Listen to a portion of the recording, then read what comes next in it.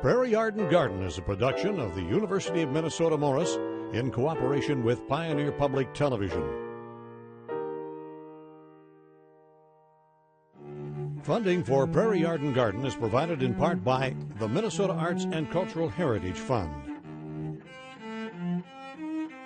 Closed captioning is provided by Mark and Margaret Yankel Julien in honor of Shalom Hill Farm, a nonprofit rural education retreat center in a beautiful prairie setting near Windham in southwestern Minnesota. Shalom Hill Farm, shalomhill.org.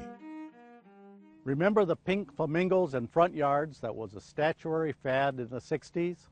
On the other hand, many public gardens have commissioned pieces to help highlight special displays. Join me on Prairie Yard and Garden as we visit with an artist and some of the statuary they have created.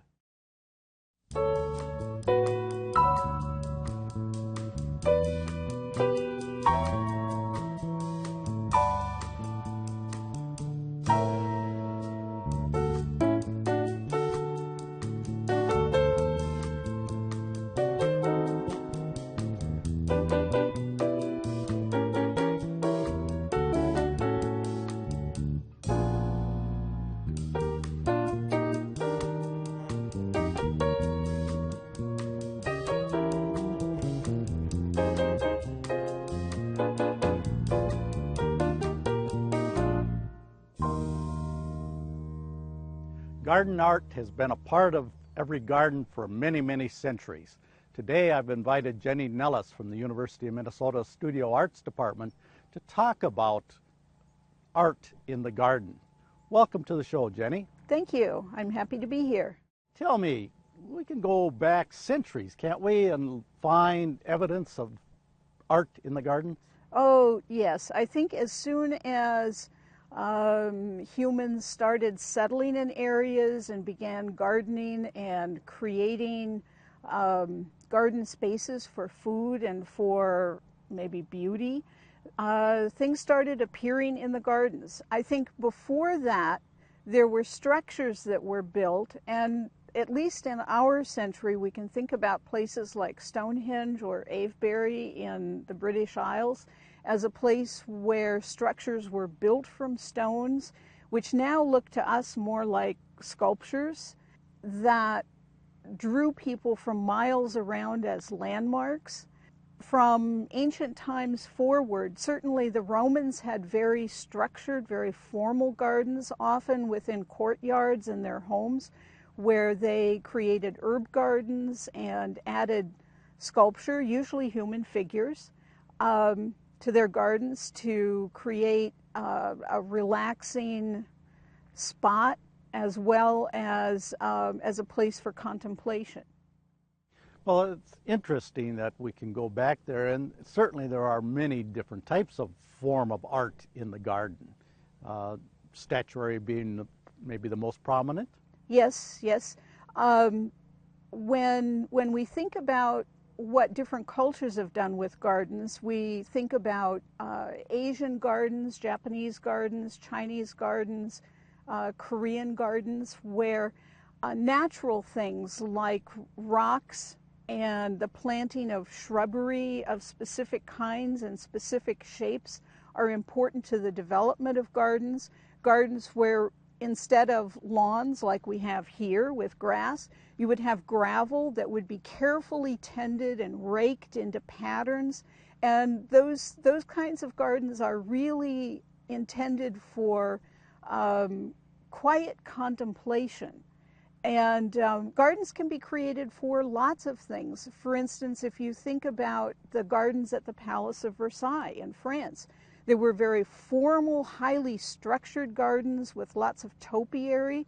And then there were the wild gardens that were intended to simulate village life or woods, forest, where the royal groups could go out hunting, or where Marie Antoinette and her court could go out and play at being peasants.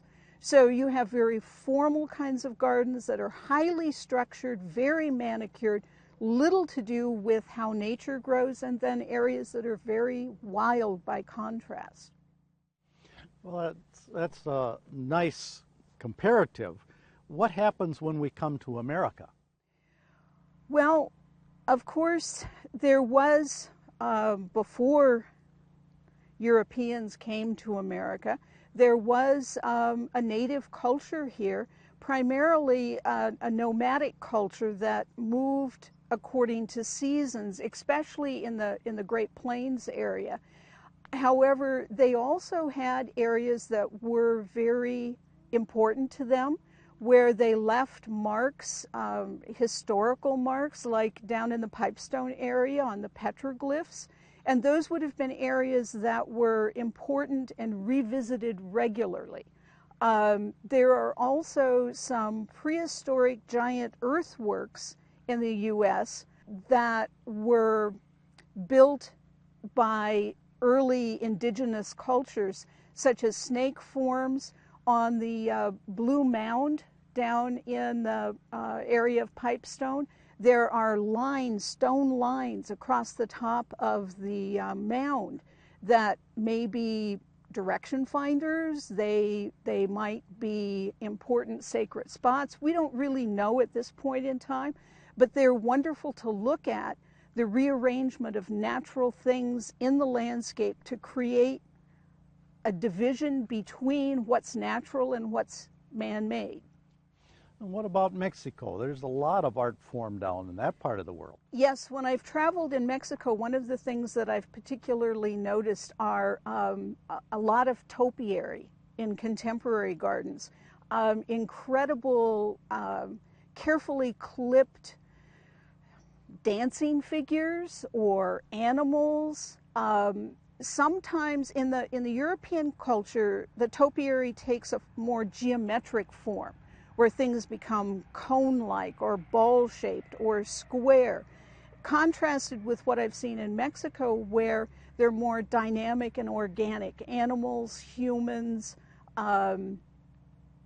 varieties that are trimmed into very neat shapes in the middle of sometimes quite wild or natural gardens, or sometimes in little parks. A little more sense of freedom maybe in that form of art versus the European that was so stoic. That's right. And of course, for a number of years now, since museums began to be created and collections of art, there are a number of museums who have created sculpture gardens that are sometimes very formal, not unlike the Walker Art Center Sculpture Garden, which has almost like galleries or outdoor rooms that are separated by tall trees with sculptures in the center or sculptures in the corners, kind of like being in a gallery. We also have a garden in the Minnesota area, the Franconian Sculpture Garden, which is east of the Twin Cities, which really focuses on Midwestern artists, sometimes sculptures that are intended to be permanent, sometimes sculptures that are intended to be very temporary, sometimes built from natural objects and incorporated into the natural surroundings, sometimes built of man-made materials and intended to reflect ideas that people have. One of the artists who's been active in the U.S. and in the Midwest is Patrick Doherty, who's done a number of sculptures based on place, where he builds from especially swamp willow and makes structures that are very fantastic. There was one of those at the Sioux City Art Center on their front lawn near their flower gardens, which I think was particularly effective. There's also an artist who built a series of seed pods at the Kew Gardens in London a few years back that is intended to represent the seed bank that Kew Gardens has been working with over the last, 10 years or more. I don't know a lot about the seed bank, but the sculptures were built from natural materials and very beautiful in the gardens there. Well, Jenny, what influenced artists here in western Minnesota on the prairie? You know, we've got a whole different environment than some of the other parts of the state with the wind and openness. I bet that those artists do different types of gardens than we would find in the Twin Cities. That's true. Because we live in a more agricultural area, people who look for things to put in their gardens that influence their lives, that they like to look at and think about, might be anything from antique farm machinery that might work really well. Often I think we need to think about what we are interested in as well as how big our garden is. You know, you don't want to overwhelm your garden with lots and lots of stuff. You want maybe a few focal points. Also, we have a particular kind of landscape and natural things that grow here or that live here that can influence what artists might work from. Might be the wildlife, they might do things about deer. I know I'm very influenced by the nature in this area. So artists can be influenced by the flowers that grow here, by the trees, the seeds that come out of the trees, the leaves, the form of the various kinds of leaves that come from the trees that grow in our area, or fruit, or bugs. I know that personally I'm really fond of cicadas. Sure. And you know, I would be very tempted to do something maybe in my own garden that related to cicadas, because they're a childhood memory and I love looking at the exoskeletons and the cicadas themselves. So it can be anything from the area that one lives in that relates to their fondness for the place they live and the things they grow in their garden. So are you a chainsaw artist?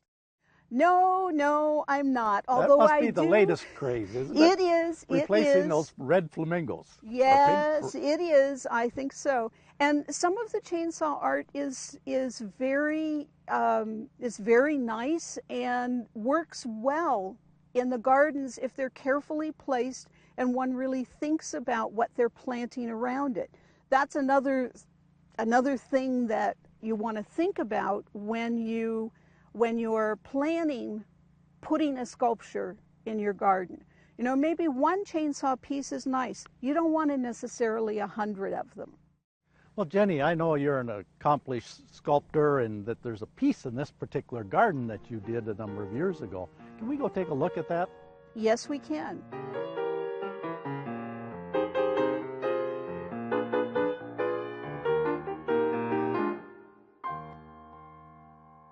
Larry, this is the sculpture that I built with a former student of mine, Gary Wall.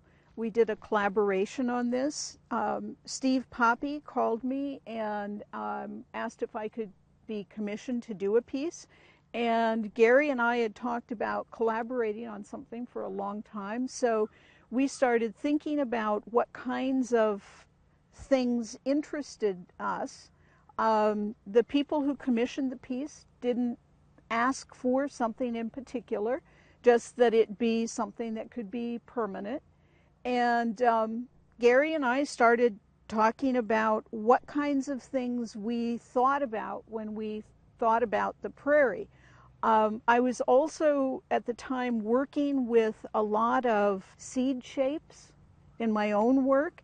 And one of the things that I've always loved about living in this particular spot is the migration of the monarch butterflies. And of course, the monarch butterflies are attracted to milkweed. Mm-hmm. And I love the shape, the organic shapes of the milkweed pods when they open up. I love the fluffy milkweed fur and the seeds. And so Gary and I began collecting milkweed pods, and playing around with them to see what kind of form might be interesting to us. As long as we were putting it in a garden, we wanted it to attract birds and butterflies. So we thought about adding a portion to it that would capture water and attract perhaps both butterflies and birds. So after playing with the milkweed pods for a while, and because we both were interested in concrete and cement as a material to work with, we decided to build it in concrete. This section is cast iron that represents the splitting open pod with the seeds, and this was actually cast at the Herman Iron Pour, which is something that was a local event that took place for a number of years, I think 13 years in Herman. So this was first created in wax, and then we made a mold of this section and then cast it in iron, and we cast it specifically in iron because we knew it would rust, so it would look the same color that the seeds of a milkweed look. And we knew it would also create some stains in the bowl from the iron, and that appealed to us quite a lot. We wanted it to be high enough so that it could be visible with plants around it, but not so high that it outweighed the plants that would be around it. And I think that that's an important consideration when you're putting something in your home garden. You want to think about how high you want it to be. A lot of things that are available to us commercially are small, and sometimes that's good, but sometimes those small things maybe need to be raised up on a pedestal. And so we thought about how we would raise this up, how it would be connected to the ground. And because it has some weight, we also had to put footings under it, because in our climate, you know, we know that things shift and move with the freezing and thawing.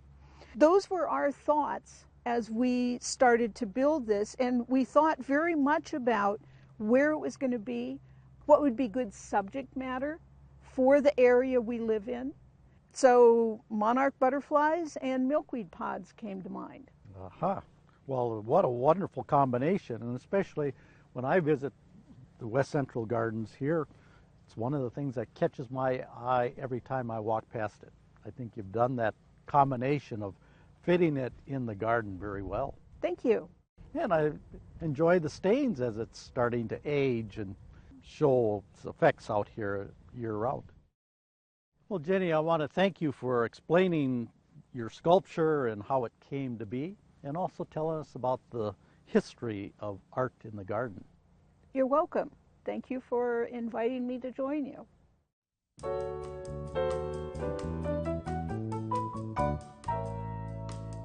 I have a question. What are some new and unique varieties of daylilies? Lots of the newer daylily cultivars that are coming along are in many different colors besides the typical orange that you'd see in the wild daylily that's growing along roadsides and stuff that's become naturalized here in Minnesota. So there are very many new colors, like in shades of orange, yellow, pink, red, purple, like really deep, rich purples. Lots of bicolors, different flower forms, some with ruffled edges, some with some that are double, some that are spider form with really long, recurving petals. So there's a wide variety of daylilies to choose from out on the market now. One variety that I really like is called Bela Lugosi. It's really rich, deep, almost black purple, and it's very stunning in the garden. And another one is called Lucky Pierre. It's a sort of dwarf with double flowers in bicolor tones of like a pale yellow and a purple. Many of the new daylily cultivars that we've planted here at the Arboretum in our daylily collection have been developed by Minnesota hybridizers, and so they should be available at some of your local nurseries.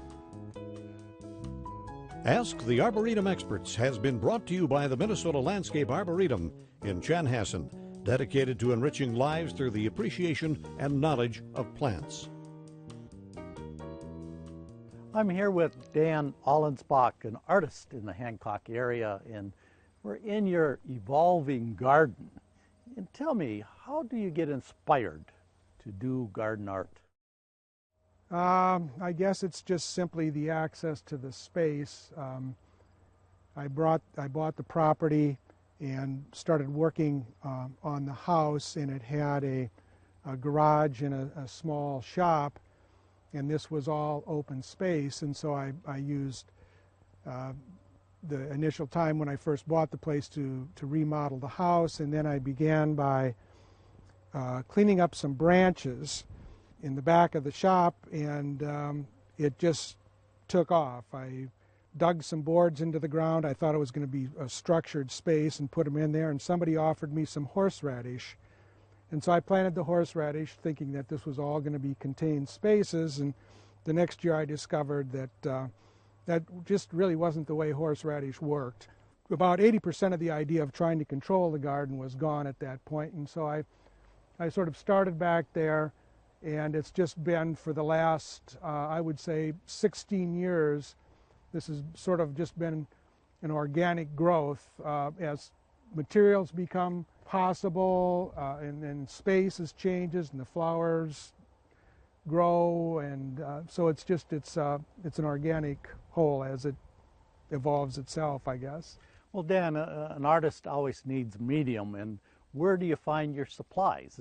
I see some curious things here that, man, I have to go far and wide to find them. Some of it's far and wide.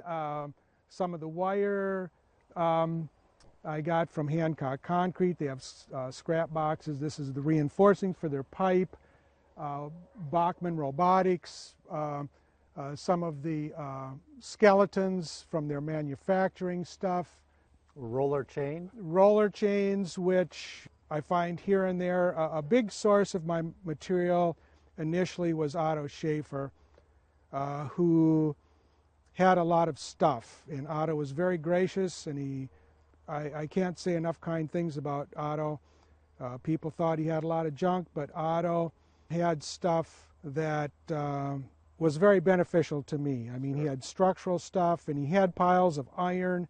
It sort of began by actually in the back alleyway.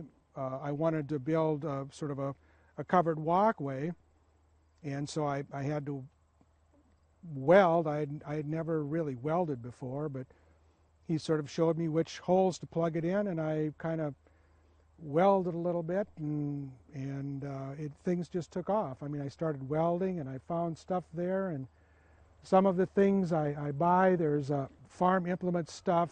The big stove came from an antique shop down in southern Minnesota, and it comes from all over. People come through the garden and see things, and they go, wow, have I got something for you?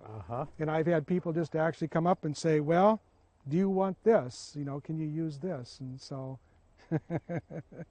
as part of the organic structure, it just sort of, you know, flows in. Exactly. And it may sit in the shop for a year or two before the idea evolves? A year, 2, 3, 4, 5, it just depends on. I mean, as many artists do, you stockpile stuff. You have, I guess you would say, a particular vision, and when you go out and about, things that fit that vision, you know, sort of grab you, and so they say take me, you know, and so you take it, and I have different spots where stuff is stored.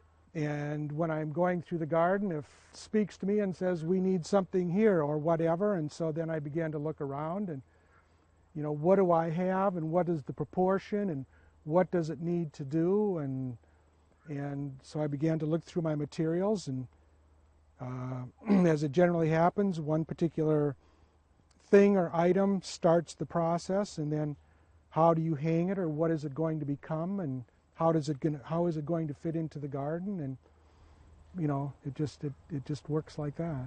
Your medium seems to be a combination of wood and iron. I do. I like the gray warmth of the unfinished wood. and I think it works well with the rusted iron. It's something instinctive to me as a human being that there's just a particular warmth to it somehow. Gray, it's not really a straight gray, it's more of a silver gray. It reflects the sun in a particular way, you know, and the rusty iron adds a contrast to that and somewhat seemingly permanence. Sure, exactly. So it's, and you yeah. get some unique staining down through the wood as yes, you do. You grain. you get the transfer of the color and the transfer of the, right, that's exactly right. Mm-hmm. And I see you have a couple big rocks on your canvas at this point, and they're always interesting.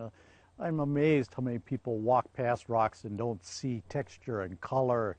There's a beauty to rocks. Yeah, there's an extreme beauty, and I think what they do is they add what I would sort of maybe refer to as weight points in the Chinese and Japanese gardens. I mean, they would talk about how these visual items in the weight, we know that the rock is heavy, and this was the first rock that I actually put in, and it was placed here primarily because as I look through, it seems like in our life we just want a straight passage through, unencumbered with anything uncomfortable. Right.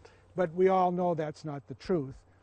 And so as you stand back there and look into the garden, this rock blocks, it's something that you must go around, sort of, or over, or however you want to phrase it, to go through the portal.